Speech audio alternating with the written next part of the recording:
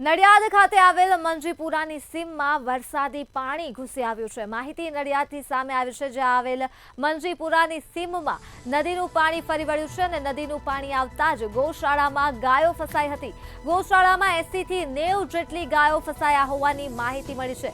ત્યારે ગૌશાળાની આસપાસ 8 થી 10 ફૂટ પાણી ભરાયા છે, જેના પગલે વાહન જાય તેવી પરિસ્થિતિ સર્જાઈ છે। ગાયો સતત 2 દિવસથી પાણીમાં ગરકાવ થઈ છે। માહિતી મળી રહી છે પ્રશાસનને આ મામલે જાણ કરવામાં આવી છે, છતાં પણ કોઈ કાર્યવાહી હાથ ધરવામાં નથી આવી। ત્યારે પ્રશાસન પશુઓને બહાર કાઢે તેવી પણ માંગ લોકોએ કરી છે। તો પાણી ભરાતા જ વાહન ન જાય તેવી પરિસ્થિતિ નથી।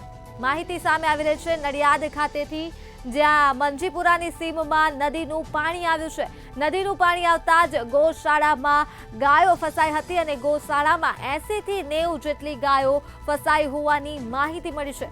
ગૌશાળાની આસપાસ 8 થી 10 ફૂટ જેટલા પાણી ભરાયા છે અને પાણી ભરાતા જ વાહન જાય તેવી પરિસ્થિતિ હાલ નથી।